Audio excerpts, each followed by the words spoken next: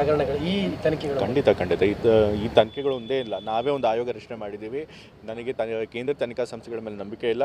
ನಾವೇನು ಆಯೋಗ ರಚನೆ ಮಾಡಿದ್ದೀವಿ, ಆ ಆಯೋಗದಿಂದ ಖಂಡಿತ ಮೂಡಾದ ಹಗರಣಗಳು ಅಲ್ಲಿ ಏನು ಹಗರಣಗಳಾಗಿದೆ ಅದನ್ನು ಕ್ಲೀನ್ ಮಾಡುವಂಥ ಕೆಲಸ ಆಗುತ್ತೆ. ನಿಜಕ್ಕೂ 50-50 ಹಗರಣ ಆಗಿದೆ ಅಂತ ತಮಗೆ ಅನಿಸುತ್ತೆ? ಹೌದು, ಹಗರಣ ಆಗಿದೆ ಅಂತ ಎಲ್ಲರೂ ಹೇಳ್ತಾರೆ, ಮೇಲ್ನೋಟಕ್ಕೆ ಹಾಗೆ ಅನಿಸುತ್ತೆ. ಬಟ್ ಸಂಪೂರ್ಣ ತನಿಖೆ ಆದಮೇಲೆ ಸತ್ಯ ಹೊರಗೆ ಬರುತ್ತೆ. ಇಡಿಯ ಎನ್ಕ್ವೈರಿ ಏನಿದೆ ಅದು ಕೇವಲ ಸಿದ್ದರಾಮಯ್ಯ ವಿಚಾರಕ್ಕೆ ಮಾತ್ರ ನಡೀತದೆ ಅಂತ ತಮಗೆ ಅನಿಸ್ತಾರೆ? ಓವರಾಲ್ ಮೂಡ ಹಗರಣಕ್ಕೆ ಇಡೀಲಿ ಯಾವ್ದು ಆರೋಪ ಇತ್ತು ತಂದೆಯವ್ರ ಮೇಲೆ, ಆ ಆರೋಪದ ವಿಚಾರ ತನಿಖೆ ನಡೀತಾನೆ ಇಲ್ಲ. ಯಾವುದೋ ಬೇರೆ ಬೇರೆ ಮೂಢ ಹಗರಣಗಳನ್ನ ನೋಡ್ತಿದ್ದಾರೆ. ಬಟ್ ಬಹುಶಃ ಅವ್ರಿಗೆ ಆ ತನಿಖೆ ಮಾಡುವಂತಹ ಒಂದು ಹಕ್ಕು ಕೂಡ ಇಲ್ಲ. ಆದರೂ ಕೂಡ ಇಡಿಯವ್ರು ಮಾಡ್ತಿದ್ದಾರೆ. ಯಾಕೆ ಅಂತಂದರೆ ಈ ಮೂಢ ವಿಚಾರದಲ್ಲಿ ತಂದೆಯವ್ರ ಮೇಲೆ ಏನು ಆರೋಪ ಮಾಡಿದ್ದಾರೆ ಅದರೊಳಗೆ ಏನೂ ಸತ್ಯ ಇಲ್ಲ ಅಂತ ಅವ್ರಿಗೂ ಕೂಡ ಗೊತ್ತು. ಹಾಗಾಗಿ ಅದನ್ನು ಬಿಟ್ಟು ಬೇರೆ ಬೇರೆ ತನಿಖೆ ಮಾಡ್ತಾರೆ. ಈ ಹಗರಣಗಳು ಈ ತನಿಖೆಗಳು? ಖಂಡಿತ ಈ ತನಿಖೆಗಳು ಒಂದೇ ಇಲ್ಲ, ನಾವೇ ಒಂದು ಆಯೋಗ ರಚನೆ ಮಾಡಿದ್ದೀವಿ.